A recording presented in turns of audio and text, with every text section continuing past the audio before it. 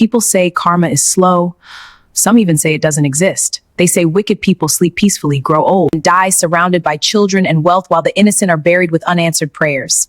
I used to believe that too, until I watched evil walk back into my village, quietly collecting everything it was owed.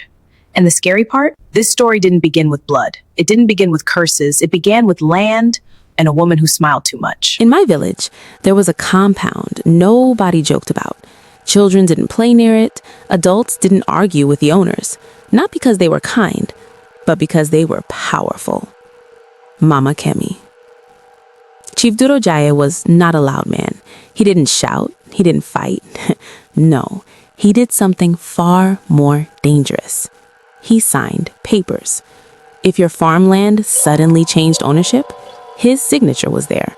If the police stopped answering your calls, his name was mentioned quietly. But his wife, Mama Kemi was different. She prayed louder than anyone in church, donated the biggest offerings, cried during testimonies. You would think she was heaven sent. But behind closed doors, Mama Kemi destroyed lives calmly. No noise, no drama, just results. People feared the chief, but Mama Kemi, she was the fear itself. And then there was a girl who made the mistake of refusing to bow. Her name was Sade. She was poor, quiet, not rude, just firm.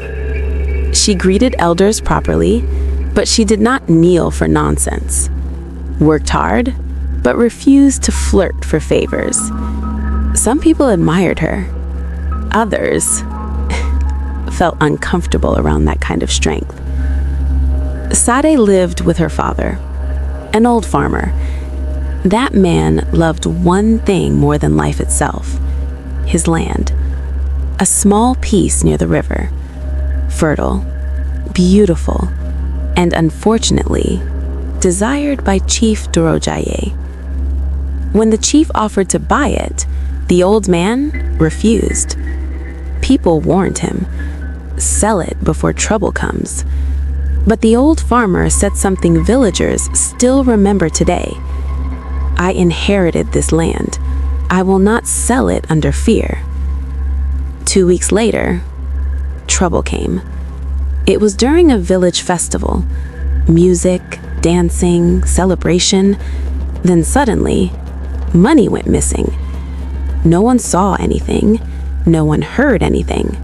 Yet somehow, Sade's name appeared. Mama Kemi stood up first. She is proud. She disrespects elders. She must be taught a lesson. Fake witnesses appeared as if they had been rehearsed. Voices grew louder. Accusations spread like wildfire. One elder tried to defend Sade, but Mama Kemi leaned close, whispered something into his ear, and the man sat down immediately.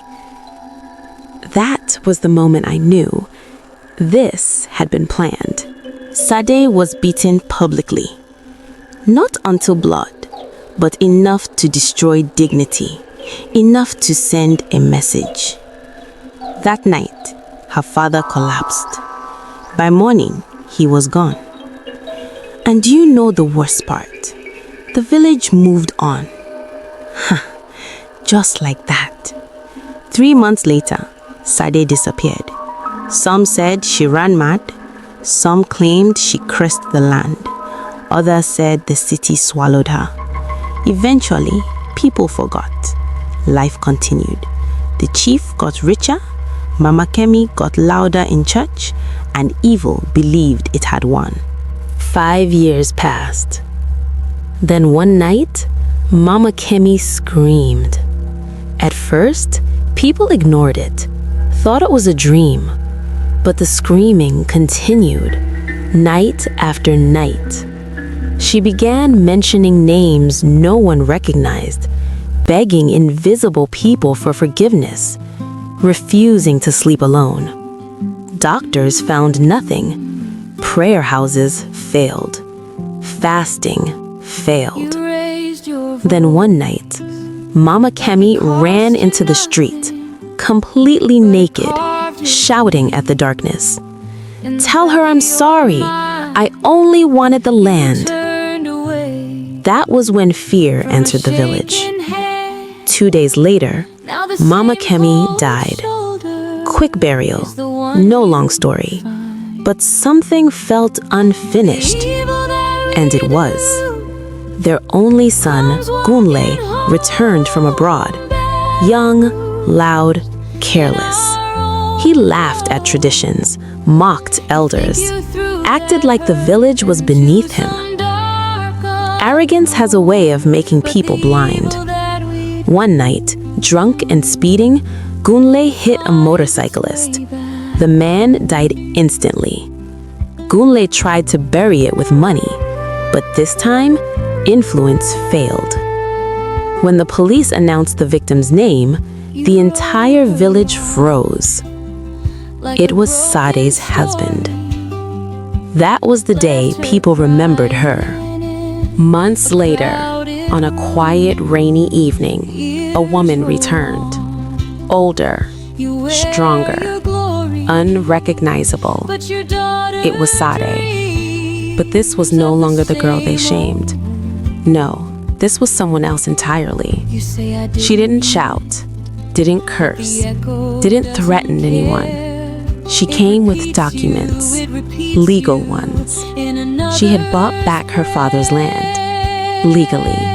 And not just that land, others too. Turns out, while the village forgot her, Sade was busy learning the law, busy preparing, busy waiting. When Chief Dorojaye saw her, he knelt for the first time in his life. Silence. Sade looked at him and said only one sentence. "I didn't come for revenge. Life already handled that." 3 weeks later, Chief Dorojaye died alone. No sickness, no warning, just silence. Most people thought the story ended there, but death sometimes makes the truth feel safe enough to speak. 3 days after his burial, the house was broken into. Nothing stolen, except one thing, Mama Kemi's notebook. People thought it was prayer notes. It wasn't. Inside were names, dates, records of every life she helped destroy. And one name appeared again, and again, and again. Sade, circled in red, as if Mama Kemi feared her. Here is what the village never knew. After her father died, Sade almost stopped eating, almost let herself fade away, until a retired court clerk found her, took her in, and told her something powerful. If you cry, they will ignore you. If you shout, they will silence you. But if you learn the law, they will fear you. And so, she did. A week before the chief died, he confessed to a pastor.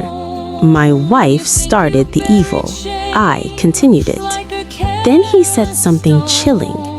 "She warned me about Sade. She said that girl would outlive us." She was right. Months later, the stolen notebook was found, burned, almost destroyed, but one sentence survived. "Evil must be shared, or it will return." Under it were 2 names, Mama Kemi, Chief Dorojaye. Listen carefully. Evil does not disappear.